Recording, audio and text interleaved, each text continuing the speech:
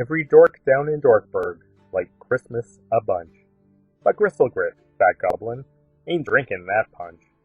Gristlegrit loathed Christmas, the whole Christmas thing. Perhaps because he had zero sweet bling. It could be his hat was just screwed on too tight. Or maybe, perhaps, that his wallet was too light. Maybe it was due to an expired tostada, but most likely because his bank account was at nada. Whatever the reason, his lunch or his money, on Christmas Eve nothing seemed very funny. Seeing the dorks glued to screens in their homes gave Gristlegrit a pain deep down in his bones. For he knew every dork somewhere on the net would all have the exact same dorky mindset. They're all watching their streams, He gasped with a groan. 'Twould do them all right to have a fuse that is blowin'. Then he sneered with his twisted goblin fingers tented. Those dorks must have brains that are seriously dented. For on Christmas, after dorks snuggle in chairs, is when Gristlegrit would give the worst of his glares.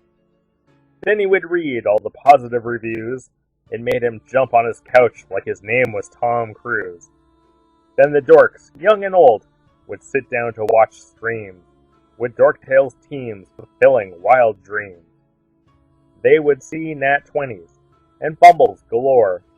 It was something Gristlegrit would naturally abhor. And then they would do something he liked least of all. Every dork down in Dorkburg, the tall and the small, would join in the YouTube and also on Twitch, like they had all just discovered this was part of their niche. They'd watch and they'd watch all of everything. Watch. And the more the goblin thought of this Dork Tales team, the more Gristlegrit thought, I must stop this whole scheme.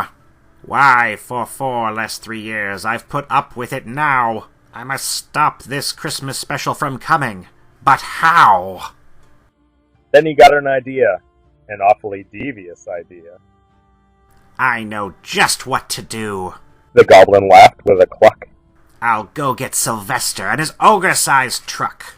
And he phoned that dull dolt and said, Get over here pronto. Bring you and your truck, and don't detour to Toronto. All I need now is a shiny name tag. As the god looked around, but his design skills were poor. There were none to be found. Did that stop the old Griff? No, the Gristle simply said, If I can't find a name tag, I'll make one instead. So he crayoned on paper, for himself and for Sly, and that ogre skidded up, out front, like he was driving nearby. The brute got out and skipped to the scene. Gristlegrit looked at his watch and screamed, Where have you been? Then they both loaded some bags and some old empty sacks on a ramshackle old truck filled with rust, holes, and cracks. Then the goblin said, Punch it, Chewie! The truck screeched ahead. What's your plan, boss? Sylvester asked. A good plot in your head? They rolled through the streets of Dorkburg without care. All the windows were all dark, quiet, and snow filled the air. All the dorks were all sweet dreaming, without missing a beat, when they came to a halt by the first house on the street. This is stop number 1, the old Gristlegrit hissed, and he climbed up the drain pipe, empty bag in his fist.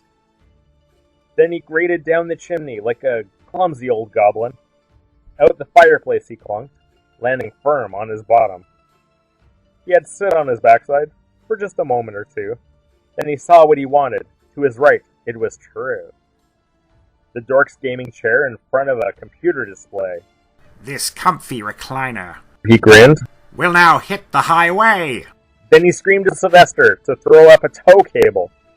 From the truck, up the roof, down the chimney, past the table. Then he tied to the chair all the cords in the house, from the screen to the power, the extension, and the mouse. Then he banged on the window and gave an okay to that ogre who gunned it, and the computer and chair went away. Then he slunk to the icebox. He took every last snack. Gristlegrit loaded up the bags right there on his back. He cleaned out that fridge as quick as a flash. This plan was too perfect. Nothing slapdash. And then he crammed all the food up the chimney with glee. And now, grinned the goblin, I will take that big tree. And the Grit grabbed the tree and he started to cram when he heard a small sound like the bleat of a lamb. He turned around fast and he saw a small dork, Lucky Sixpence, who stood there, holding a fork. The goblin had been caught by this hexador persona, who had the munchies for a slice, or 3, of bologna. She stared at the gob and said, What's going on? And who's this ding-dong parked out on my lawn? But, that old Gristle. He was so smart and so slick. He thought up a lie, and he thought it up quick. Why, my sweet little tabaxi, the intruder there lied. We sent you an email, or at least we tried. You see, this here tree is spotted owl habitat, so my associate and I are putting it back, along with the chair, the electronics, and also the bacon. You see, this name tag right here says I'm clearly not fakin'. He pointed right there on his shirt most barren. Right there, in crayon. In bold red, it said, Karen! And his fib fooled the catkin. Then he patted her head, and he got her a drink and sent her to bed. And when Lucky Sixpence went to bed with her cup, the goblin went to the chimney and stuffed the tree up. Then the last thing he took were the logs for the fire. Then he went up the chimney, himself, that old liar. On the walls he left nothing but hooks and some wire. And the one speck of food that he left in the kitchen was barely enough to feed a park pigeon. Then he did the same thing to the other dorks' places, leaving no evidence at all, no clues to leave traces.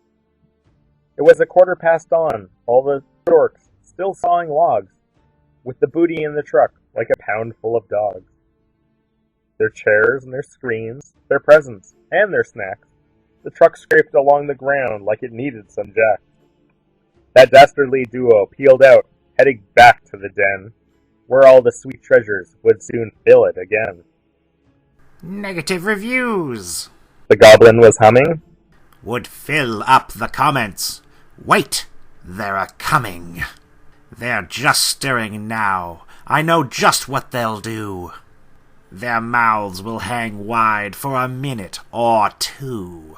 Then those dorks will all rant, and then cry boo-hoo-hoo. Those are comments, grinned the goblin, that they simply must write. Those negative reviews will fill me with delight. He scanned down below the last video posted. Go to youtube.com/dorktales to see what is hosted. And he saw thumbs up all over the place. The numbers kept growing like it was some kind of race. And the comments weren't sad, and not in any way disjointed. So I finally got to watch, and I was really not disappointed. And digging the DM style and presentation, that one was posted without hesitation. And I'm waiting for Lucky to break out in song. Is that honestly the comment? It can't be. That's wrong. Gristlegrit hammered his fist right there on the counter. He flopped on the floor like he was some irate flounder. He scanned every video he could find on Dork Tales. Then he gasped at how his grand scheme had failed. Every dork on the internet, the tall and the small, were commenting without any computers at all. He hadn't stopped Christmas from coming. It came! Somehow or another, it came just the same. And the goblin, with his green feet ice cold in the snow, stood fuming and puzzling. How could this be so? It came without all the things I thought they held dear. It came even though I swiped all their gear. And he puzzled for hours, till his noggin was aching. He puzzled some more while he chewed someone's bacon. Maybe Christmas, he thought, doesn't come from a store. Maybe Christmas to dorks means a little bit more. And what happened next? Well, Well, the Dorks were all stunned. That the Gristlegrit considered, for the first time, a refund? And for about a solid minute, his heart didn't feel so tight. He spun Sylvester around in the bright morning light. The pair drove back to set everything right. And they gave back the things. They were done being phony.